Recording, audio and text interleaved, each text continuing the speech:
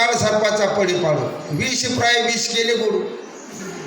आता तेच माऊली काय म्हणतात, विषयाचा पडी पाडू, गोड परमार्थ लागे कडू, कडू विषय येतो. मग इथं काय, नवल काळ सर्पाचा पडी पाडू. या काळरूपी सर्पाचं आश्चर्य आहे, पडी पाडू आश्चर्य आहे काय, विष प्राय विषय केले गोडू. मग विषय कसे येते, कडू येत, पण कसे वाटते ते आपल्याला ना, गोड वाटते. गोडाचा गोड परमार्थ द्रढू, तो केला कडू जीव भावी. याला कडू कोणी केलं, जीव भावानी. मग काय गेलं पाहिजे परमार्थ करताना, जीव भाव गेला पाहिजे. मग जीव भाव कशाने जाईल बाबासाहेब महाराज, जीव भाव कशाने जाईल, देह मिथ्या ठरला की जीव भाव जाईल. मग देह मिथ्या आहे, मग देहाचं यथार्थ ज्ञान झालं पाहिजे की नाही. हे शरीर पंचमहाभूताचं आहे असं ज्ञान झालं पाहिजे का नाही. सांगून शब्दाचं ज्ञान, शब्दाच्या ज्ञानाने भागतं का, भागत नाही. पण शब्द वाचून होत नाही, हे ध्यानात घ्या. आधी ज्ञान होईल ते शब्दाचंच होईल, दुसऱ्या कुठल्याही साधनाने ज्ञान होणार नाही. गुरुजीला जीव घालायला लागला,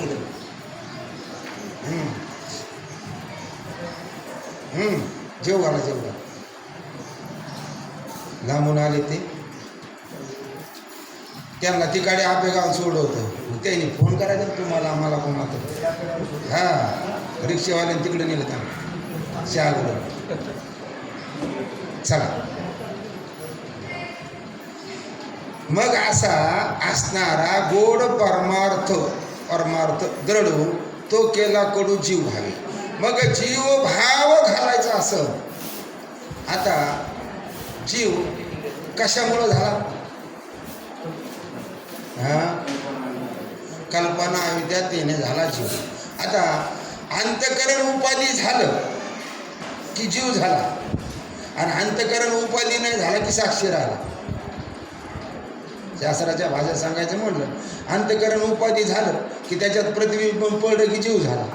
मग असा हा जीव भाव मिथ्या आहे असं आपल्याला ज्ञान झालं पाहिजे. मग ज्ञाना वाचून जाईल का हे. मग आपली ज्ञानाची तयारी आहे का, आपल्याला करावं वाटतं, फक्त काय करावं वाटतं, सगळं करावं वाटतं.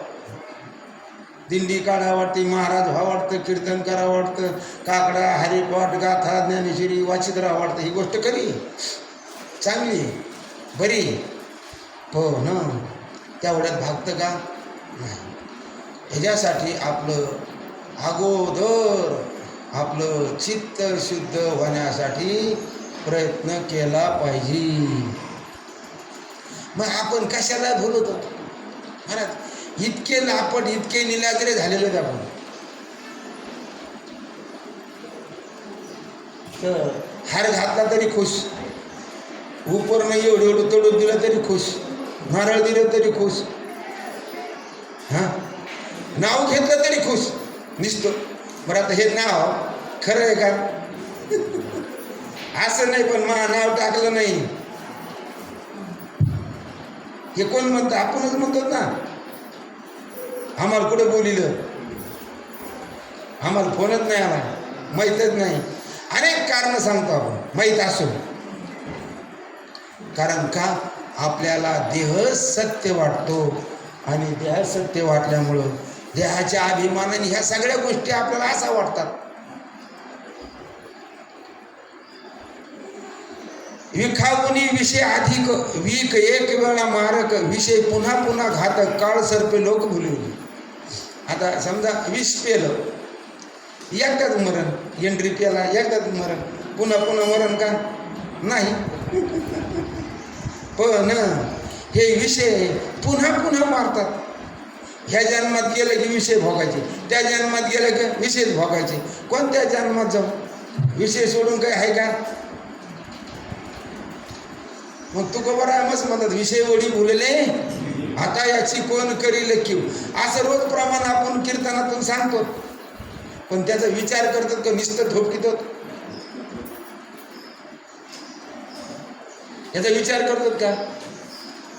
आणि विचार केला तर मग त्या मार्गाला जाईन का?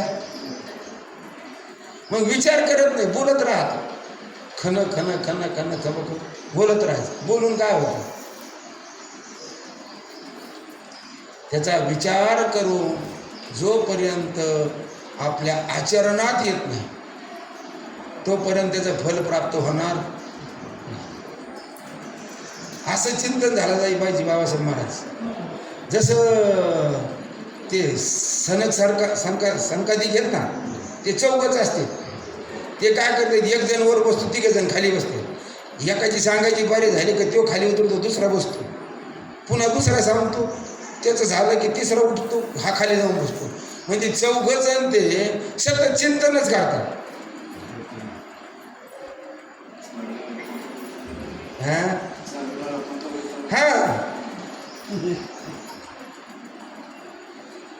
मग तसं आपल्या जीवनामध्ये सुद्धा आपण काय केलं पाहिजे? चिंतन केलं पाहिजे. मग तुम्ही 2 जण असा, 4 जण असा, 5 जण असा, 10 जण असा, काही अडचण नाही. मग आपण काय म्हणतो, माणसाची येत नाही. अरे एक आला तरी बाद झाला ना. जेव्हा त्याला पटलं की दुसरं आपोआप येईल. पण त्याच्यामुळं आपलाही फायदा होतो, आपलंही चिंतन होतं, आपलंही वैराग्य वाढतं, आपल्यालाही ज्ञान वाढतं. असा हा दुहेरी फायदा आहे चिंतनामध्ये. बरं, त्याच्यात कोणाची वाटणी आहे का? आता तुम्ही एवढं अभंग पाठ केले, आता तुमची पोरं म्हणजे यात निम्मी वाटून द्या मला. येतात का त्याचा? नाही. म्हणा म्हणजे हे आपलं हे घटत नाही, हे वाढतं. आपलं ज्ञानही वाढतं आणि पाठांतरही वाढतं. म्हणजे सगळ्या अंगाने फायद्याचे का तोटा आहे. आणि आपण धन किती गोळा केलं तर त्याच्यात वाट नाहीत का? नाही. पोरं आहेत, बायको आहेत, पोरगी आहेत, सगळ्यांनी गोरबडून ओरबडून राहिलं का याच्या नशिबाने तर आहे.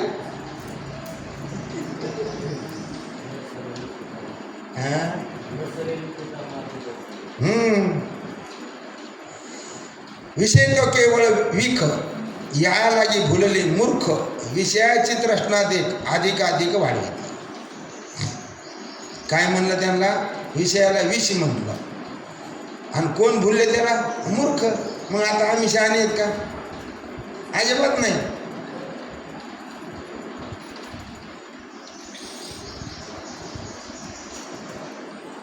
कारण हा देह आहे आणि ह्या देहाला ग्रास करायला किंवा याचा स्वभाव काय आहे, हे कशावर आहे? त्या पंचमहाभूतापासून झाले आणि त्याचं ते खाद्य आहे. पण त्याची आसक्ती नसावा, विषयाची काय नसावं? आसक्ती नसावा. आणि आपल्याला काय? आसक्ती. आसक्ती झाली की काय झाला? बद्ध झाला. आणि आसक्ती नसेल तर मुक्त आहे कधी. विषयाची तृष्णा देत अधिक वाढते, कमी होती का? म्हातारा झालं म्हणून रूप पाहायचं सोडं का? चष्मा लावून कोणाला बघतच ना.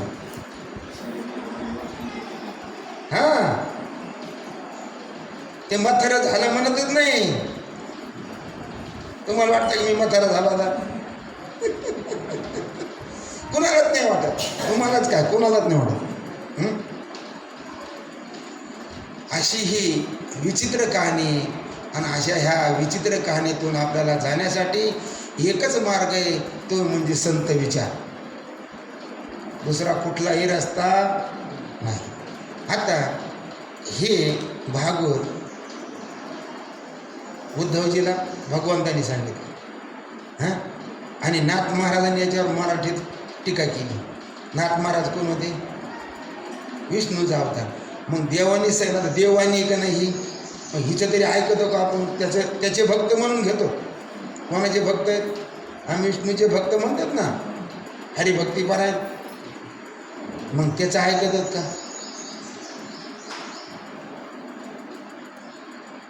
ऐकतात का देवाचं? अरे देवाला एकूण खाणारे आम्ही. वास्तवे ही गोष्ट खोटी नाही ना. आणि खरेदी करणारे तुम्ही का नाही. मग असे गद्धे को गद्धे मिले, 3 दिन में 1.5 को चले.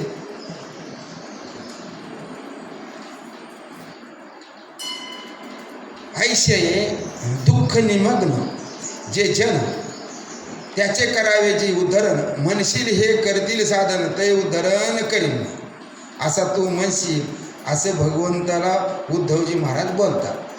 पण स्वामी तुझी कृपा न होता कोट्यानुकोटे साधन ते व्रथा, तुझी कृपा झाली अच्युता भवव्यथा स्पर्शन. कोण म्हणतं हे? उद्धवजी महाराज बोलतात. काय म्हणतात? स्वामी तुझी कृपा न होता. कोणाची कृपा झाली पाहिजे? देवाची कृपा झाली पाहिजे. आता देवाची कृपा कशाने होईल? सेवे वाचून होईल का? त्याच्या अनुसंधाने वाचून होईल का? मग आपला परमार्थ करता असताना बरं एक अंतकरण 2 अनुसंधान ठेवू शकतं का?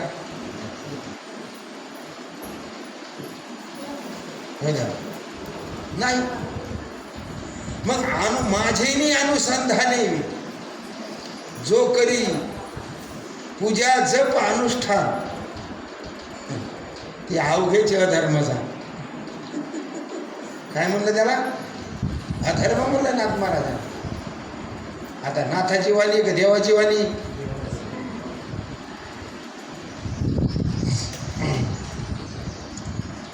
मग त्याची कृपा आपल्यावर काय झाली पाहिजे? प्राप्त झाली पाहिजे. आणि त्याची कृपा झाली की भवव्यथा स्पर्श, मग आपल्याला जन्म मरण राहील का? मग त्याची सेवा केली. महाराज तो दयाळू आहे, कृपाळू आहे, उदार आहे, सगळे अंग आहेत त्याच्यात. पण त्याची सेवा त्याच्या मतासारखी मताने केली पाहिजे का आपल्या? मला सांगा, वैजनाथ महाराज आपली धर्मपत्नी सकाळची भाजी तिच्या मताने करते का आपल्या?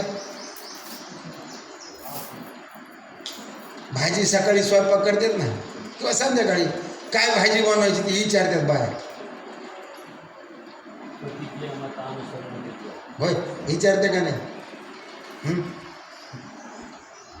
मग तुम्ही जर सांगितलं बुवा आता वरण कर, आणि तिने जर बेसन केलं तर तुम्ही म्हणले भजे काढ, तिने ठेचा केला, जमतं का? हा महिना, 4 महिने, 6 महिने तुला कसं करायचं तसं कर, जोवर धकत आहे तोवर खाईल, पण एक दिवस बिघाड्याशिवाय राहणार नाही. चाल अजाबात तो माझं मत नाही. इथं येतो कोण आहे? आपण व्यवहारात सांगतोय. हां, मग ते व्यवहारात जर जमत नाही तर परमार्थात कसं जमत?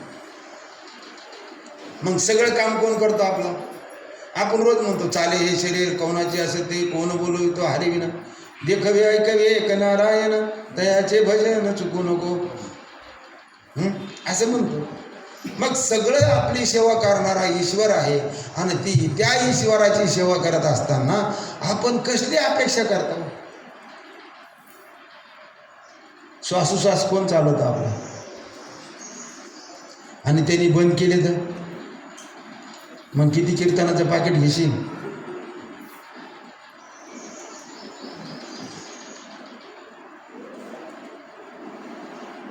हा विचार जोपर्यंत आपल्या अंतकरणाला, बुद्धीला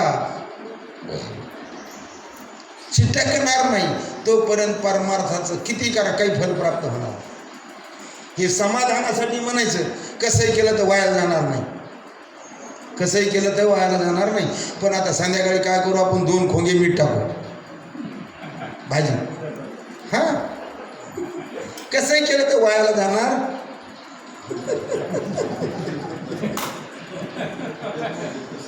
ते बरोबर आहे ना? असं चालत नाही. कसंही केलं तर वायाला जाणार नाही. मला सांगा, आपण पळाटी लावतो, कापूस लावतो, हां, आणि त्याच्यात तण झालं, लय तण झालं, खुरपायला बाया भेटत नाही, मग काय केलं, माझ्यासारखं गडी लावलं आणि त्याला म्हणले जरा दाबून पाळे घाल, मागं काही राहिलेले गवत ठेवू नको. त्यांनी काय केलं, पहिल्याने उभी घातली, मागून आडी घातली. त्यानं राहिलं का? कसंही केलं तर जमतं ना.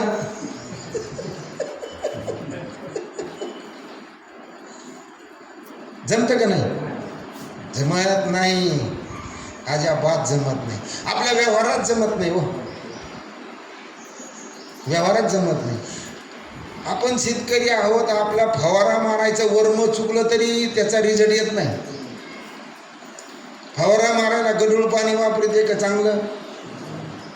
गढूळ पाणी मारलं तर रिझल्ट येत नाही, औषध जात आणि मेहनतच जाते. मग तिथं जर गढूळ चलत नाही, तिथं गढूळ चलतं का?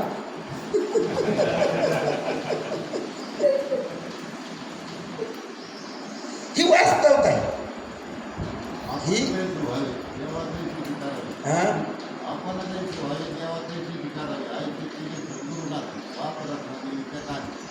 बरोबर आहे ना.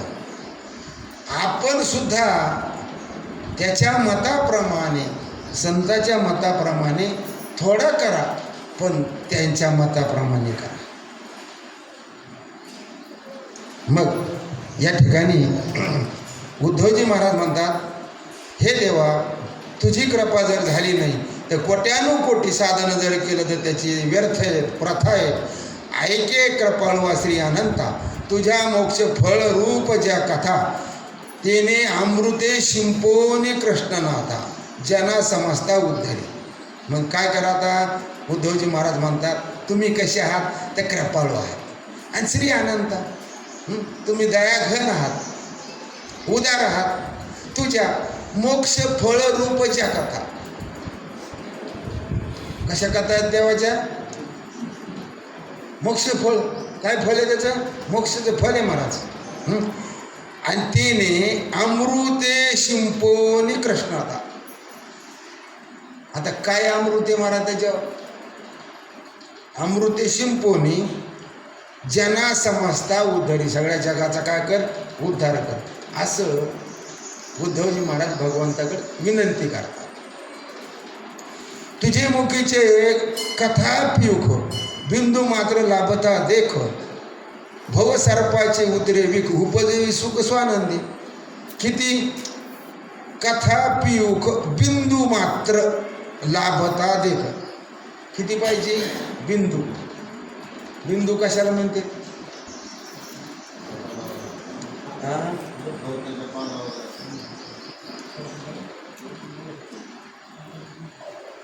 दैवर असतं ना, दैवर. दैवर म्हणजे हिवाळ्यातलं नाही बरं का, ते लय बाजूबाता पडतं. नाही तर आता ह्या पिंपळाच्या झाडाखाली बसा रात्री, याच्याकडे थेंब पडतात बारीक. तसा बिंदू तेवढं जरी असेल तर काय होईन आपलं? पण भव सर्पाचे उतरे विख, हे जन्म मरणाचं जे विष आहे. भव, भव म्हणजे जन्म मरणात ना. उतरे विष, उपजवी सुख स्वानंदी. मग तेवढं बी आपल्या पोटात गेलं का आता पोट?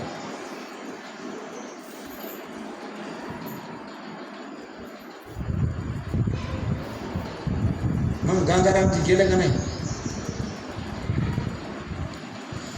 हे कसं आहे, याला आणखीन एक सांगतो तुम्हाला, हे तुम्ही ग्रंथ घेऊन बसलं पाहिजे. ज्या वेळेस तुम्ही ग्रंथ घेऊन बसता त्यावेळेस तुम्हाला नक्की समजेल की कोणत्या गोष्टीचा काय अर्थ आहे. आणि असं 4-2 वेळेस ऐकलं की बरोबर मग आपण नुसतं विषय निघाला की कुठं काय सांगितलं ते कळतं. तो ग्रंथच आपला गुरु होतो मला. इतके कृपा प्रसादित ग्रंथ येतो.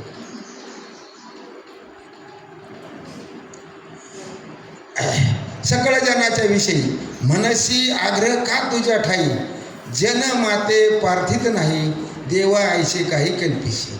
आता हे उद्धव आपली वकिली करतात. कोणाची? आपली. जनाची वकिली करतात ना. काय म्हणतात? सकळ जनाच्या विषयी मनसी आग्रह का तुझ्या ठाई. हा असा आग्रह का करतो तो उगोजी सगळ्या लोकांचा? जन माते पार्थित नाही, मला लोक मला हाका मारतात का, माझी प्रार्थना करतात का, माझ्याकडे अर्ज आहे का त्यांचा? नाही. पण देवा आयशे काही कल्पिशी, अशी काही कल्पना करू नकोस. कारण का आंधळे अंधकुप्पी पडता, देखणे लावावे सतपथा, तेवी ज्ञान अंध दुःखी बुडता, उद्धराव्या तत्वता मी पाडते तशी. काय बघा ना, काय भाव आहे उद्धवजीचा. काय म्हणतात बाबासाहेब महाराज, आंधळे अंधकुप्पी पडता. कुठं पड? आंधळ आणि अंधारे इरीत पड. कुठं पड? अंधारे इरी. म्हणजे ज्या इरीच्या बुडात काही दिसत नाही त्याला अंधारी इरी म्हणतात, तिथं पड. आणि मग उद्धवजी म्हणतात देखणेनी लावावे सतपथा. अरे तुम्ही डोळस आहेत ना, मग तुम्ही त्याला बाहेर काढून सन्मार्गाला लावा ना. देखणेनी लावावे सतपथा, तेवी ज्ञानांध दुःखी बुडता, उद्धरावया तत्वता मी पार्थी तसे. मग अशा ज्ञान अंध जीवाचा उद्धार करण्यासाठी मी तुम्हाला प्रार्थना करतो, विनंती करतो. जन अंध का झाले मनसे, संसार सर्पे ग्राशिले त्यासी, या लागी विसरून निज सुखासी, विषय सुखाशी लोधले. आता जग आंधळ का झालं असं जर तू म्हणशील हे देवा, तर ते कशाने कोणी ग्रासलं त्यांना? संसार सर्पे ग्राशिले त्यासी. आता आपण सगळे कुठं गुंतलो? संसारात. ब्रह्मचारी संसारातच घुसलेत बहुतांश. उगत थोडे विरक्त थोडे. मग उपाधी आली, माया गोळा केली की संसार येतो. तो कुणी असो. मग प्रारब्धाने कोणाकडे कमी आहे, कोणाकडे जादा, एवढाच फरक आहे. आता माझ्याकडे गाडी आहे तुमच्याकडे नाही, मग मी संसारी नाही तुम्ही संसारी, आज थोडं दोघं संसारीचे.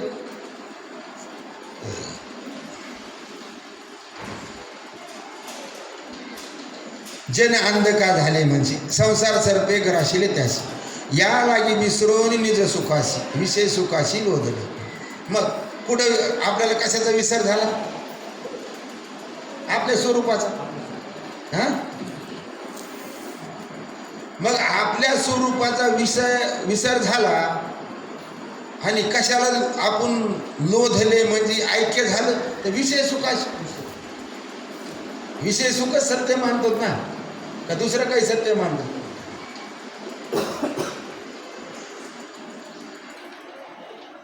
ऐशियादी नाते, ऐशियादी नाते श्री अनंता, कृपेने उद्धारावे तत्वता, मनोनी चरणी ठेविला माथा, श्रीकृष्णाथा पार्थिले. ऐशियादी नाते श्री अनंता. उद्धवजींनी चांगली वकिली केली. वकील लागते आणि महाराज खरं संत वकीलच. जीवाची बाजू घेणारा